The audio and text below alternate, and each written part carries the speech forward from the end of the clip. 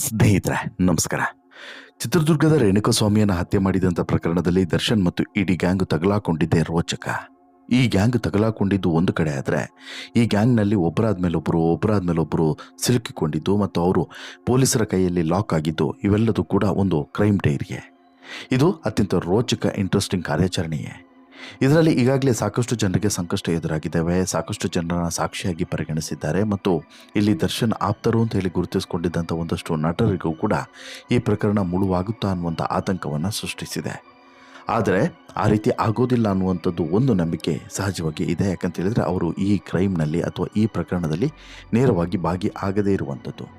ಇದೇ ರೀತಿ ಈ ಹಾಸ್ಯ ನಟ ಚಿಕ್ಕಣ್ಣಗೂ ಕೂಡ ದರ್ಶನ್ ಜೊತೆನ ಆತ್ಮೀಯವಾದಂಥ ಸಂಬಂಧ ಮತ್ತು ಆ ಸಂದರ್ಭದಲ್ಲಿ ದರ್ಶನನ್ನು ಭೇಟಿ ಮಾಡಿದ್ದು ಮುಳುವಾಗುತ್ತಾ ಅನ್ನುವಂಥ ಒಂದು ಆತಂಕ ಇತ್ತು. ಅದಕ್ಕೆ ಪೂರಕವಾಗಿ ಒಂದಷ್ಟು ಬೆಳವಣಿಗೆಗಳು ಕೂಡ ನಡೆದಿತ್ತು. ಅದಾಗಲೇ ಚಿಕ್ಕಣ್ಣಗೆ 2 ಸಲ ನೋಟಿಸನ್ನು ಕೂಡ ಕೊಡಲಾಗಿತ್ತು. ಆ ನೋಟಿಗೆ ಸಂಬಂಧಪಟ್ಟಂತೆ ಈಗ 164 ಸ್ಟೇಟ್ಮೆಂಟನ್ನು ಚಿಕ್ಕಣ್ಣ ಬಂದು ಪೊಲೀಸರ ಮುಂದೆ ದಾಖಲಿಸಿದ್ದಾರೆ. ಹಾಗಾದರೆ ಚಿಕ್ಕಣ್ಣ ಕೊಟ್ಟಂಥ ಸ್ಟೇಟ್ಮೆಂಟಲ್ಲಿ ಏನೆಲ್ಲ ಇದೆ? ಇದು ದರ್ಶನ್ಗೆ ಮತ್ತಷ್ಟು ಸಂಕಷ್ಟವನ್ನು ತಂದಿಡುತ್ತಾ? ಚಿಕ್ಕಣ್ಣ ಕೊಟ್ಟಂಥ ಸ್ಟೇಟ್ಮೆಂಟು ಅಪಾಯಕಾರಿನಾ? ಚಿಕ್ಕಣ್ಣ ಈ ಪ್ರಕರಣದಲ್ಲಿ ಲಾಕ್ ಆಗ್ತಾರಾ? ಹೀಗೆ ಸಾಕಷ್ಟು ಪ್ರಶ್ನೆಗಳಿದ್ದಾವೆ. ಆ ಎಲ್ಲ ಪ್ರಶ್ನೆಗಳಿಗೂ ಕೂಡ ಉತ್ತರವನ್ನು ಕೊಡ್ತಾ ಹೋಗ್ತೀನಿ. ಅದಕ್ಕಿಂತ ಮುಂಚೆ ನೀವಿನ್ನೂ ಕೂಡ ನಮ್ಮ ಚಾನಲನ್ನು ಸಬ್ಸ್ಕ್ರೈಬ್ ಮಾಡಿಲ್ಲ ಅಂದರೆ ದಯವಿಟ್ಟು ಈ ಕೂಡಲೇ ಸಬ್ಸ್ಕ್ರೈಬ್ ಮಾಡಿ ಸ್ನೇಹಿತರೆ.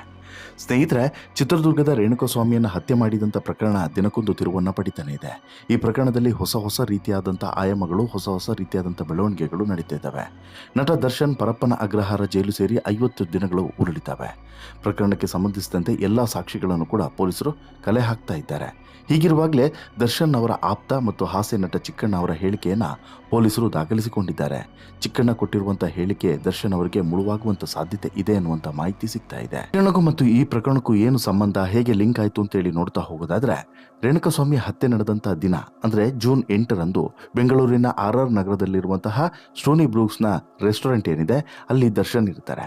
ದರ್ಶನ್ ಪಟ್ಟಣಗೆರೆ ಶೆಡ್ಗೆ ಬರೋಕ್ಕೂ ಮುನ್ನ, ರೇಣುಕಾಸ್ವಾಮಿಯ ಹತ್ಯೆ ನಡೆಯುವ ಮುನ್ನ ಸ್ಟೋನಿ ಬ್ರೂಕ್ಸ್ನ ಅಲ್ಲಿ ಪಾರ್ಟಿಯನ್ನು ಮಾಡಿದ್ರು ಅನ್ನೋದು ಬಹುಶಃ ನಿಮ್ಮೆಲ್ಲರಿಗೂ ಕೂಡ ಗೊತ್ತಿರುವಂಥ ವಿಚಾರ.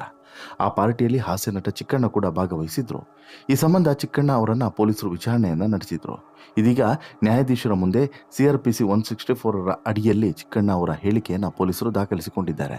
ದರ್ಶನ್ ವಿರುದ್ಧ ಸಿಕ್ಕಂತಹ ಬಲವಾದಂಥ ಸಾಕ್ಷಿಗಳು ಮತ್ತು ದರ್ಶನ್ ಈ ಪ್ರಕರಣದಲ್ಲಿ ಭಾಗಿಯಾಗಿರುವಂಥ ರೀತಿ ಮತ್ತು ಈ ಪ್ರಕರಣದಲ್ಲಿ ಚಿಕ್ಕಣ್ಣ ಅವರ ಪಾತ್ರ ಏನಿತ್ತು, ಜೊತೆಗೆ ಅವತ್ತು ಏನಾಯಿತು, ಈ ಎಲ್ಲ ವಿಚಾರವಾಗಿ ಮಾಹಿತಿಯನ್ನು ಸಂಗ್ರಹಿಸಿದ್ದಾರೆ.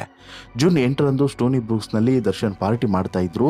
ಆ ಸಂದರ್ಭದಲ್ಲಿ ಚಿಕ್ಕಣ್ಣಗೆ ದರ್ಶನ್ ಸ್ವತಃ ಕಾಲ್ ಮಾಡ್ತಾರೆ. ದರ್ಶನ್ ಜೊತೆಗೆ ಕೊಲೆ ಆರೋಪಿಗಳಾದಂಥ ಪ್ರದೂಷ್, ವಿನಯ್ ಕೂಡ ಪಾರ್ಟಿಯಲ್ಲಿ ಇದ್ರು. ಇದೇ ಪಾರ್ಟಿಗೆ ಚಿಕ್ಕಣ್ಣ ಅವರು ಕೂಡ ಬರ್ತಾರೆ. ನಂತರ ಅಂದರೆ ಆರಂಭದಲ್ಲಿ ಇವರೆಲ್ಲರೂ ಕೂಡ ಇರ್ತಾರೆ. ನಂತರ ಚಿಕ್ಕಣ್ಣಗೆ ಫೋನ್ ಮಾಡ್ತಾರೆ, ಎಲ್ಲಿದೆ ಗುರು ಬಾ ಅಂತೇಳಿ ಕರೀತಾರೆ. ಆಗ ಚಿಕ್ಕಣ್ಣ ಕೂಡ ಹೋಗ್ತಾರೆ. ಆ ಸಂದರ್ಭದಲ್ಲಿ ರೇಣುಕಾಸ್ವಾಮಿಯನ್ನು ಕರ್ಕೊಂಡು ಬಂದ ಬಗ್ಗೆ ದರ್ಶನ್ ಯಾವುದೇ ರೀತಿಯಾದಂಥ ಮಾಹಿತಿಯನ್ನು ನೀಡಿರಲಿಲ್ಲ. ಆದರೆ ಇಲ್ಲಿ ದರ್ಶನ್ ಪವನ್ಗೆ ಮಾಹಿತಿಯನ್ನು ಕೊಟ್ಟಿದ್ದಂತೆ. ಈ ರೀತಿ ಒಬ್ಬ ವ್ಯಕ್ತಿಯನ್ನು ಚಿತ್ರದುರ್ಗದಿಂದ ಕರ್ಕೊಂಬರ್ತಿದ್ದಾರೆ ಹಾಗೆ ಹೀಗೆ ಅಂತೇಳಿ ಪವನ್ಗೆ ಹೇಳಿದ್ದ. ಅಷ್ಟು ಬಿಟ್ಟರೆ ಇಲ್ಲಿ ಚಿಕ್ಕಣ್ಣಗೆ ಯಾವ ಮಾಹಿತಿಯನ್ನು ಕೂಡ ಕೊಟ್ಟಿರಲಿಲ್ಲ. ಈ ಸಂದರ್ಭದಲ್ಲಿ ದರ್ಶನ್ಗೆ ಮಾಹಿತಿಯನ್ನು ಕೊಟ್ಟಿದೆ ಈ ಪಾರ್ಟಿ. ಆಮೇಲೆ ಈ ಸಂದರ್ಭದಲ್ಲಿ ಯಾವುದು ಕೂಡ ದರ್ಶನ್ಗೆ ಗೊತ್ತಿಲ್ಲ. ಈ ರೀತಿ ಒಬ್ಬನನ್ನು ಕರ್ಕೊಂಡು ಬರ್ತಿದ್ದಾರೆ ಚಿತ್ರದುರ್ಗದಿಂದ, ಅಥವಾ ಕರ್ಕೊಂಡ್ಬಂದು ಅವನನ್ನು ಶೆಡ್ನಲ್ಲಿ ಕೂಡಿ ಹಾಕ್ತಾರೆ, ಅವನಿಗೆ ಟಾರ್ಚರನ್ನು ಕೊಡ್ತಾರೆ. ಇದು ಯಾವುದೋ ವಿಚಾರವನ್ನು ಕೂಡ ದರ್ಶನ್ಗೆ ಆ ಸಂದರ್ಭದಲ್ಲಿ ಗೊತ್ತಿರಲಿಲ್ಲ ಅನ್ನೋದನ್ನು ಇಲ್ಲಿ ಹೇಳ್ತಿದ್ದಾರೆ ಸ್ಪಷ್ಟವಾಗಿ. ಜೊತೆಗೆ ದರ್ಶನ್ ನಾರ್ಮಲ್ ಆಗಿ ಇದ್ರಂತೆ. ಈ ರೀತಿ ಒಬ್ಬ ವ್ಯಕ್ತಿ ಬರ್ತಿದ್ದಾನೆ, ಅವನನ್ನು ಮಾತಾಡಿಸ್ಬೇಕು, ವಿಚಾರಣೆ ನಡೆಸಬೇಕು, ಈ ರೀತಿ ಯಾವ ವಿಚಾರವನ್ನು ಕೂಡ ದರ್ಶನ್ ಅಲ್ಲಿ ಪ್ರಸ್ತಾಪವನ್ನು ಮಾಡಿರಲಿಲ್ಲ. ಯಾವಾಗ ಈ ಪಾರ್ಟಿ ಮಾಡುವಂಥ ಸಂದರ್ಭದಲ್ಲಿ ರೇಣುಕಾಸ್ವಾಮಿ ಅವರನ್ನು ಕರೆತಂದಂಥ ಬಗ್ಗೆ ದರ್ಶನ್ಗೆ ಪವನ್ ಕಿವಿಯಲ್ಲಿ ಬಂದು ಹೇಳ್ತಾನಂತೆ.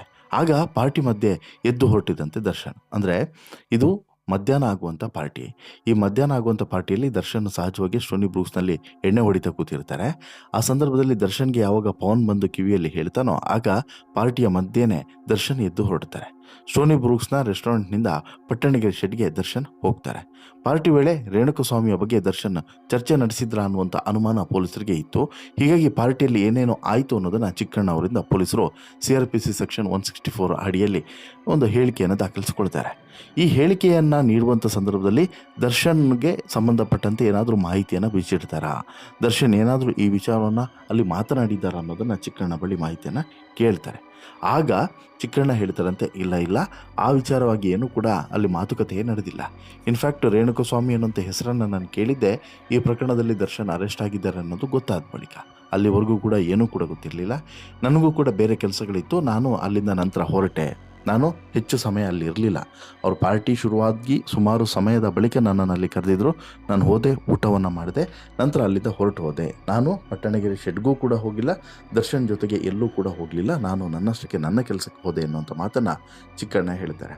ಅಷ್ಟು ಮಾತ್ರವಲ್ಲ, ರೇಣುಕಾಸ್ವಾಮಿ ಹತ್ಯೆ ಕೇಸ್ಗೆ ಸಂಬಂಧಪಟ್ಟಂತೆ 17 ಜನ ಆರೋಪಿಗಳಿದ್ದಾರಲ್ಲ, ಈ 17 ಜನರಲ್ಲಿ ಚಿಕ್ಕಣ್ಣ ಭೇಟಿ ಮಾಡಿದ್ದು ಅವತ್ತು ಕೇವಲ 3 ಮಂದಿಯನ್ನು ಮಾತ್ರ. ಇನ್ನುಳಿದವ್ರನ್ನ ಯಾರನ್ನೂ ಕೂಡ ಭೇಟಿ ಮಾಡಿಲ್ಲ. ಇನ್ನುಳಿದವ್ರು ಯಾರಿದ್ದಾರೆ, ಯಾರಿದ್ದರು, ಏನು ಕೂಡ ಮಾಹಿತಿ ಚಿಕ್ಕಣ್ಣ ಬಳಿ ಇಲ್ವಂತೆ. ದರ್ಶನ್ ಆಗಿರ್ಬೋದು, ದರ್ಶನ್ ಗೆಳತಿ ಪವಿತ್ರಗೌಡ ಆಗಿರ್ಬೋದು, ಇವರೆಲ್ಲರೂ ಕೂಡ ಸೇರಿದಂತೆ ಇನ್ನು ಒಟ್ಟು 15 ಜನ, ಒಟ್ಟು 17 ಜನ ಆರೋಪಿಗಳು. ಅಷ್ಟು ಜನರನ್ನು ಕೂಡ ಈಗಾಗಲೇ ಜೈಲಿನೊಳಗೆ ಕೂರಿಸಿ ಅವರಿಗೆ ನೀಟಾಗಿ ಡ್ರಿಲ್ಲನ್ನು ಮಾಡ್ತಾ ಇದ್ದಾರೆ. ಅದರಲ್ಲಿ 4 ಆರೋಪಿಗಳು ತುಮಕೂರು ಜೈಲಿನಲ್ಲಿದ್ದಾರೆ. ಹೀಗಾಗಿ ಇಲ್ಲಿ ಈ ಪ್ರಕರಣವನ್ನು ತಿರುವಿ ಹಾಕ್ತಾ ಹೋದಂತೆ, ಈ ಪ್ರಕರಣವನ್ನು ಬೇರೆ ಬೇರೆ ಆಯಾಮದಲ್ಲಿ ನೋಡಿದಂತೆ ಈ ಪ್ರಕರಣ ದಿನಕ್ಕೆ ಕ್ಲಿಷ್ಟ ಆಗ್ತಾನಿದೆ. ದಿನಕ್ಕೆ ಸಂಕಷ್ಟಗಳು ಹೆಚ್ಚುತ್ತಿದ್ದಾವೆ, ದಿನಕ್ಕೆ ಆತಂಕ ಕೂಡ ಹೆಚ್ಚುತ್ತಿದೆ. ಹೀಗಾಗಿ ಇಲ್ಲಿ ದರ್ಶನ್ಗೆ ಈ ಸ್ಟೇಟ್ಮೆಂಟ್ಗಳು ಮುಳುವಾಗುತ್ತಾ ಅನ್ನುವಂಥ ಆತಂಕ ಇದೆ. ಯಾಕಂತ ಹೇಳಿದ್ರೆ ಚಿಕ್ಕಣ್ಣ ಅಪ್ಪಿತಪ್ಪಿ ಇಷ್ಟು ಮಾತುಗಳನ್ನು ಬಿಟ್ಟು ಬೇರೆ ಏನಾದರೂ ಹೇಳಿದರೂ ಕೂಡ ಅದು ಚಿಕ್ಕಣ್ಣಗೂ ಕೂಡ ಮುಳುವಾಗುತ್ತೆ, ದರ್ಶನ್ಗೂ ಕೂಡ ಮುಳುವಾಗುತ್ತೆ. ಈಗಾಗಲೇ ಪೊಲೀಸರು ತುಂಬ ಸೂಕ್ಷ್ಮವಾಗಿ ಈ ಪ್ರಕರಣವನ್ನು ತೆಗೆದುಕೊಂಡಿದ್ದಾರೆ. ಇಂಚಿಂಚು ಸಾಕ್ಷಿಗಳನ್ನು ಕೂಡ ಕಲೆ ಹಾಕ್ತಾ ಇದ್ದಾರೆ. ಅದರಲ್ಲೂ ಕೂಡ ಚಿಕ್ಕಣ್ಣ ಕೊಡುವಂಥ ಸ್ಟೇಟ್ಮೆಂಟ್ ಯಾಕೆ ಮುಖ್ಯ ಆಗ್ತದೆ ಅಂತ ಹೇಳಿದ್ರೆ, ಒಂದು ವೇಳೆ ದರ್ಶನ್ ಆ ರೆಸ್ಟೋರೆಂಟ್ನಲ್ಲಿ ಮಾತನಾಡುವಂಥ ಸಂದರ್ಭದಲ್ಲಿ ಈ ರೀತಿ ಒಬ್ಬ ವ್ಯಕ್ತಿ ಬಂದಿದ್ದಾನೆ, ಈ ರೀತಿ ಮೆಸೇಜ್ ಮಾಡ್ತಿದ್ದ, ಅವನನ್ನು ಸ್ವಲ್ಪ ವಿಚಾರಿಸಬೇಕು, ಆ ರೀತಿ ಏನಾದರೂ ಒಂದು ಮಾತು ಹೇಳಿದರೂ ಕೂಡ ಅದು ಅಪಾಯಕಾರಿ ಆಗ್ತದೆ. ಯಾಕಂತ ಹೇಳಿದ್ರೆ ಅಲ್ಲಿ ದರ್ಶನ್ ಸಾಕ್ಷಿ ಸಮೇತ ಸಿಕ್ಕಾಕೊಂಡ್ಬೀಳ್ತಾರೆ. ಈಗಾಗಲೇ ದರ್ಶನ್ 2-3 ವಿಚಾರದಲ್ಲಿ ಲಾಕ್ ಆಗಿದ್ದಾರೆ. ಲುಮಿನಲ್ ಟೆಸ್ಟ್ ವಿಚಾರ ಇರ್ಬೋದು, ಅಂದರೆ ರಕ್ತದ ಕಲೆಯ ಬಟ್ಟೆಯ ಮೇಲಿದ್ದಂಥ ರಕ್ತದ ಕಲೆಯ ವಿಚಾರ ಇರ್ಬೋದು, ಇದು ಲುಮಿನಲ್ ಟೆಸ್ಟ್ನಲ್ಲಿ ಬಹಿರಂಗ ಆಗಿದೆ. ಜೊತೆಗೆ ದರ್ಶನ್ ಅಲ್ಲಿ ಇದ್ರು ಅನ್ನೋದಕ್ಕೆ CCTV ಫುಟೇಜ್, ಅವರ ವೆಹಿಕಲ್ಲು CCTV ಫುಟೇಜ್ ಕೂಡ ಇದೆ. ಜೊತೆಗೆ ಆ ಸಂದರ್ಭದಲ್ಲಿ ದರ್ಶನನ್ನು ಅಲ್ಲಿ ನೋಡಿದಂಥ ಸೆಕ್ಯೂರಿಟಿ ಗಾರ್ಡ್ನ ಹೇಳಿಕೆ ಇರ್ಬೋದು. ಹೀಗೆ ಸಾಕಷ್ಟು ಸಾಕ್ಷಿಗಳನ್ನು ಕಲೆ ಹಾಕಿದ್ದಾರೆ. ದರ್ಶನ್ ಈ ಪ್ರಕರಣದಲ್ಲಿ ಬಚಾವಾಗೋದಕ್ಕೆ ಸಾಧ್ಯವೇ ಇರದ ರೀತಿಯಲ್ಲಿ ಲಾಕ್ ಮಾಡಿದ್ದಾರೆ.